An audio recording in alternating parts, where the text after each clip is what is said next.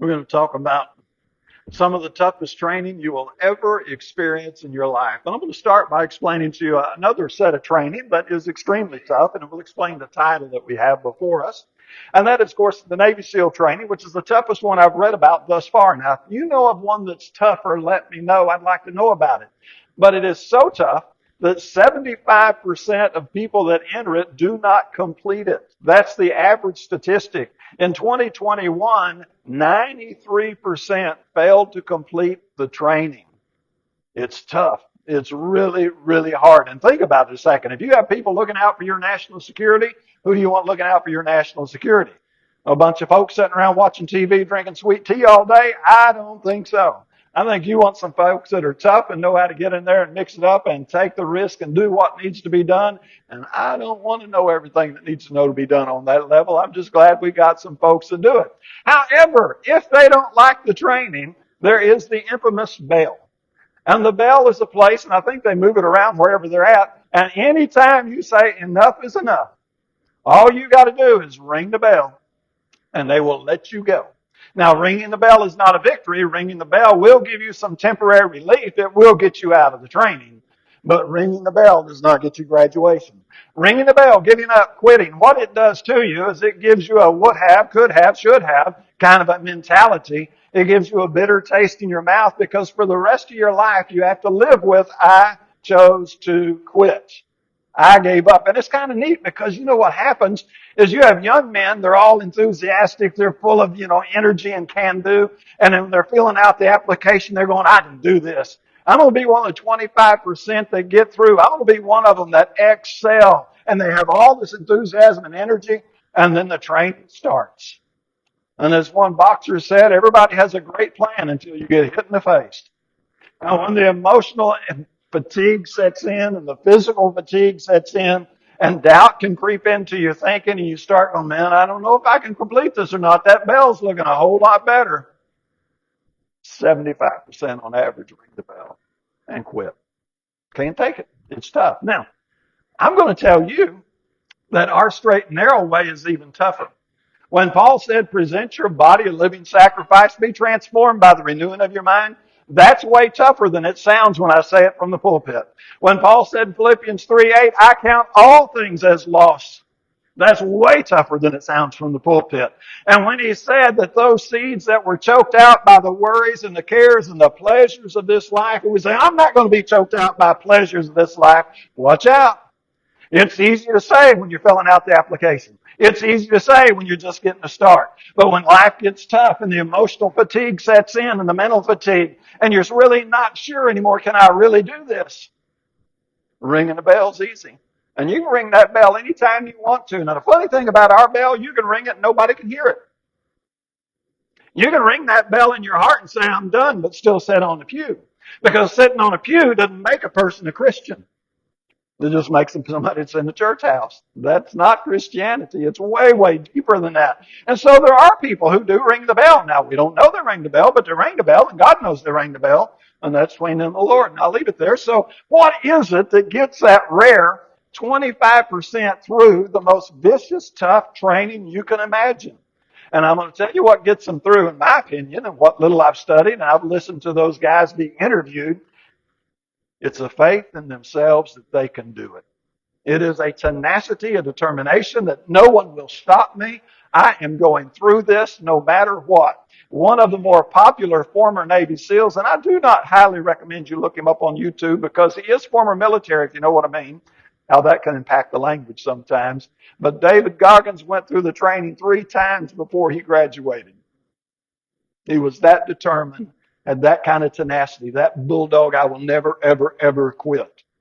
He was one tough individual. Later on, he went through 2 other special trainings. That's another story. So what gets a guy through that is the faith that I can do it. It's not over till I say it's over. It's not over till I graduate. It's not done till I complete the course. When I can stand before God, bow before His throne, and hear, well done, now good, now it's over. That's the kind of faith. So let's talk about faith a moment. Hebrews 11:6, and I know you know this one. A lot of you have it memorized. Without faith, it's impossible to please Him. For he who comes to God must believe that He is and that He's a rewarder of those who seek Him. Of course, I love the old King James, New King James, the rewarder of those who diligently seek Him. You've got to believe. You've got to have a faith. This is a faith that really believes that God is and there is a reward on the other side. But I want to do this a little deeper because this is not all there is to faith. But there is also Philippians 4:13. I can do all things through Christ who strengthens me. Now let that one settle in a minute because we have two sides to faith. I must believe that God is and He's a rewarder. I've got to have that one. It's impossible. But if I don't have Philippians 4:13, I can do it through the equipping of Christ. If I don't have that second half, because see, that's where Satan sneaks in on you. He goes, do you think you can really do it? This is going to be hard. Do you think you can stand alone? Do you think you can put in the time? Can you really let go of the world? Can you let go of the cares and the pleasures and all that stuff in life? You better, no, this is too hard for you. And unless you believe, stick your name in the sentence, I can do it. I've been created in the image of God. You have been created in the image of God. He did not create us to fail. He created us to succeed. But what we must bring to the table is the faith that I can do all things through Christ who strengthens me. Now, how do I get this into a neat analogy? And I'm going to give you the best I can. Think about an athlete and a coach. So you've got your Tom Brady out on the football field. I don't know if he still plays or not, but I'm going to use that name because I just heard him interviewed a day ago. I got my Tom Brady on the field. He's the quarterback. He's the one playing the game. He's the one taking the hits. He's putting in the time on the field. The coach is on the sidelines with the playbook telling Tom Brady what to do, right? And as long as Tom Brady believes in the coach and believes in his own ability, Tom Brady became Tom Brady. Now, had Tom Brady sat around and went, I can't. I don't believe I can do that. Oh, that looks hard. Tom Brady would have never been Tom Brady. What I'm trying to tell you is that you and I are the soldiers on the battlefield. We've got to believe in our higher command, and our higher command said, here's your playbook. Here's the strategy. If you will do this, you can do it. I can do. Put your name in the sentence. I would say Clarence can do all things. Dave would say Dave can do all things. And you stick your name in the sentence and go, look, God don't make no junk. He didn't create me to fail. He created me to win, but it is a straight and narrow way, and I've got to bring my faith in what God created me to the table, or I'm dead in the water. Satan's got me if I can't do that part. And those are the 75% that fall out. I can't. It's too hard. Paul was not going to sit in the bleachers. He was not going to be a spectator thinking, I'm just going to sit back and watch God do it for me. It don't work that way. You got to get out there on the field. So I'm going to add another verse to you. Mark 11:23. I say to you, truly I say to you, whoever says to this mountain, be taken up, cast into the sea, does not doubt God in his heart, believes that what he says is going to happen, it will be granted to him. Now, we're not trying to move mountains. Now, if I couldn't get that to cut my grass, I'd let it do that. It's not my favorite thing. But we're trying to move the mountains of doubt, the mountain of self-inferiority, the mountain of self-rejection. This is what gets in the way. We have in our head sometimes, for God so loved the world, except me, whosoever believeth in him, except me, shall not perish but have everlasting life. And as long as there's that except me, then I'm not somebody that can move mountains. But if I can have this faith, that God created this race to be run, and He created it to be run victoriously, and that is me. If a human can do it, and I am human, I can do it. God didn't deal anybody a losing hand. Different hand, yes. Losing hand, no. I can play this hand out. I can go into heaven. I can hear Him say, well done. But the main faith that is missing is faith that looks in the mirror and says with Paul, I can do this. I got this. Yes, it's going to be tough. It's going to be hard. I'm going to struggle. I'm going to crawl around on the ground sometimes and wonder, can I do this? And then we'll get back up and say, bring it on, devil. My light shines the brightest when it's the darkest. I'm going to show you. I'm going to be rocky and round whatever, and you think I'm out. I'm coming back. You're not winning this one. You got your punches in. You better enjoy them, because I'm going to heaven, and I'm going to be there forever while you're burning in hell. That's the faith. And if you can find that, And if you can muster that and you can stir that up, God's got his half done. Do I have my half done? Do you have your half done? We used to sing, I'm a child of the King. That was the song.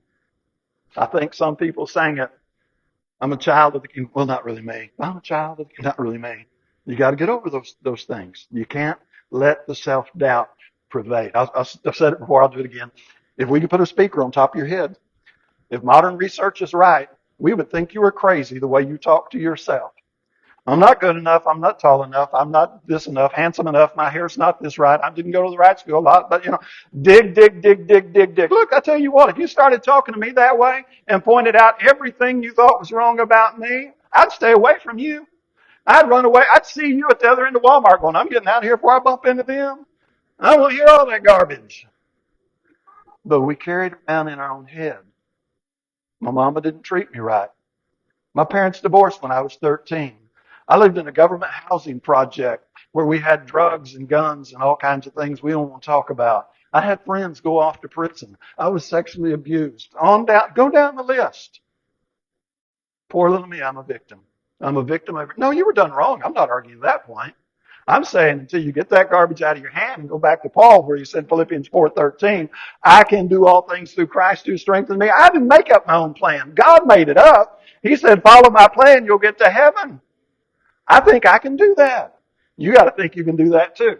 So if you're never ever going to ring the bell and you're going to stay in the game, Revelation 2:10, be thou faithful unto death, then it's going to be this faith that says, God said it's possible, I believe God. I'm going with God. Number one. Okay, let's go to number two. You've got to embrace the test.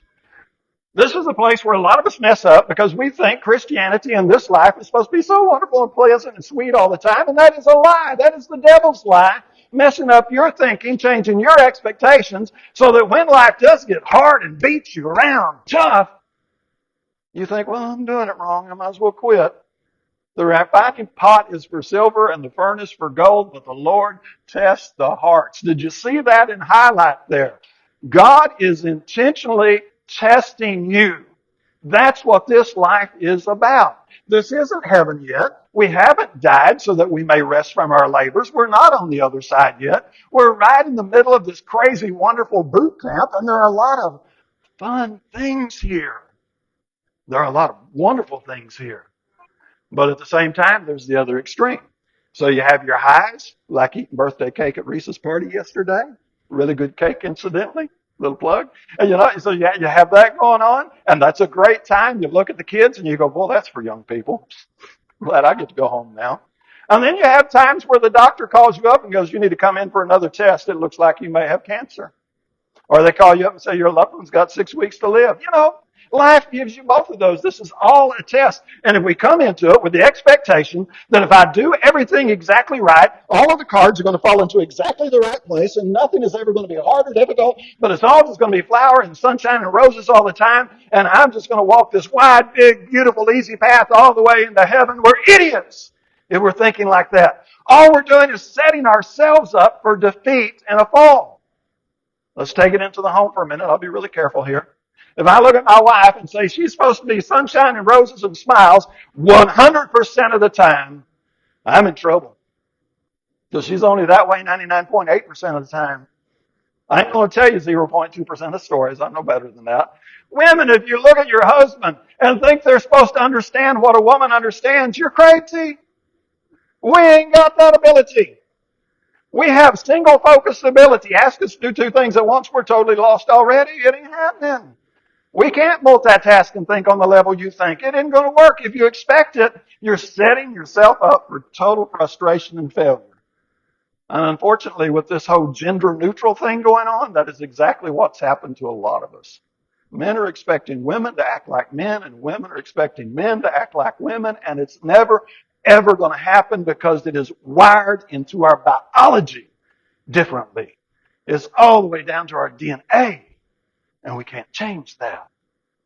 Play it a little bit different, but we can't change it. So you look at the test, and the test is out there, and it's hard. It's tough. Now, let me add this verse to you, Proverbs 27:17, which is an awesome verse, and some of our ladies have a T-shirt with it on it, which I think is a cool T-shirt to have, because this is so true. But now, did you catch what it said here? As iron sharpens iron. Okay, I get that. I don't need that one. So one man sharpens another. Who's sharpening you? One man sharpens another man. The sharpening comes from the people I interact with. The sharpening can come from my Bible study. I agree with that. This is part of it.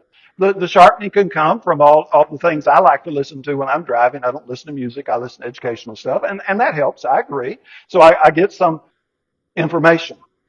But the actual practice comes when people I know personally, in my life personally, and in my scope of whoever, act the fool, act the idiot, or challenge me and get in my face and say some things I don't want to hear. It can work for me. What I'm trying to tell you is the training is not some abstract, theoretical something out there somewhere that is just going to be magically by osmosis transferred into my head. The training is going to be when my wife doesn't act like my wife ought to act, in my opinion, or my kids aren't acting like my kids ought to act, in my opinion, or somebody thinks I didn't act the way I should have acted, and they're calling me up, whining me about, preacher, why did you blah, blah, blah, blah, and they're climbing my tree up one side and down the other.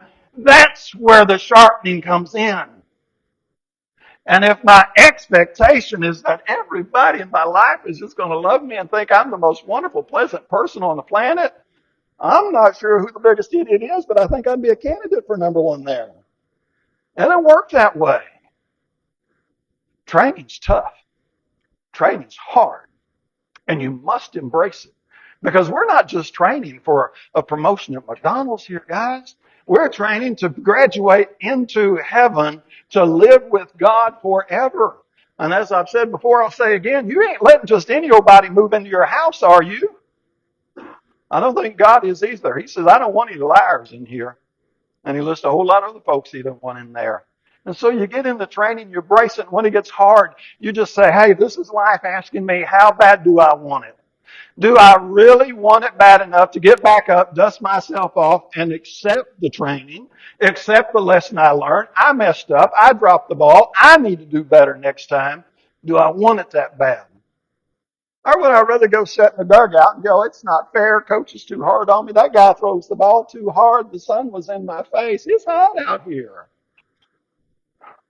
No multi-million-dollar contracts coming for that one, is there? It never worked that way. You know, I know it's kind of a snarky phrase, but we need to just learn to look in the mirror. Do not say this to someone else unless you've got a real solid relationship. But we need to learn to look in the mirror and go, suck it up, buttercup. This is real life. This is the real deal. This is the test about whether I make it to heaven or not. This is the audition. I'm going to bring my act together. I'm going to play the best game I know how to play. I'm going to embrace the test. Then I'm going to follow the leader. Be imitators of me, just as I also am of Christ. Now, this is Paul writing, so in this part of it, Paul's our leader, and we're going to go. Let me go ahead and get my glasses on first. We're going to go to that passage there. I'll give you a minute because I put my ribbon there.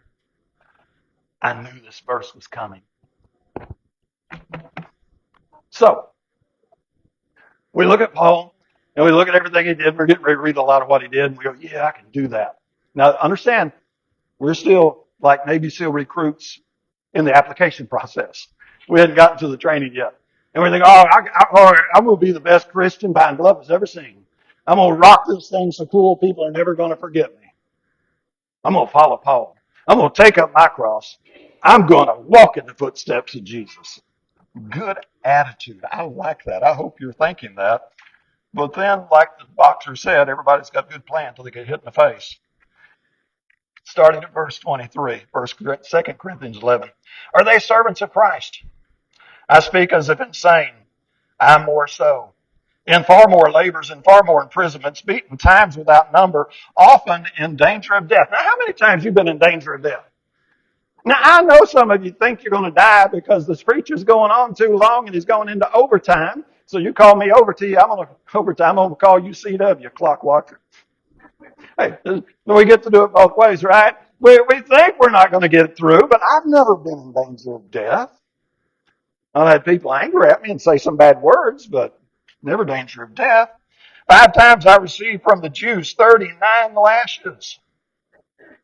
You? Me neither. 3 times I was beaten with rods. Once I was stoned. Side point, I had to explain to my inmates that doesn't mean he smoked weed. I kid you not. 3 times I was shipwrecked. A night and a day I have spent in the deep. Well, you can't get me in a boat for 30 minutes, let alone what Paul went through. I've been on frequent journeys and dangers from rivers, dangers from robbers, dangers of my own countrymen, dangers from the Gentiles, dangers in the city, dangers in the wilderness, dangers on the sea, dangers among false brethren. I've been in labors and hardship through many sleepless nights, in hunger and thirst, often without food and cold and exposure. Apart from such external things, there is the daily pressure on me of the concern for all the churches. Wow. Yeah, my leader's tough. He's way tougher than I am. And the one above Paul literally, not figuratively, literally picked up a cross and carried it as far as he could to Calvary. And then he laid down on it willingly, stretched out his arms. And I love what the meme says. He laid down on the cross and stretched out his arms and said, I love you this much. Because it wasn't the nails that held him to the cross. He could have called 12 legions of angels anytime he wanted. It was his love that held him to that cross, held him to that course, kept him on target. And it was Paul's love, a crazy love for Jesus that overrode everything in his heart and his life. He said, this is the only thing that counts. We read Matthew 22:37. So easily love the Lord your God with all your heart, with all your soul, with all your mind. And I think Luke's version adds all your strength. But I didn't sleep good last night. I can't go to worship today. Come on, get off of that nonsense. I can do anything I want all week long with a headache, a hangnail, a limp, or whatever. But when it comes to church time, I've just been too busy this week.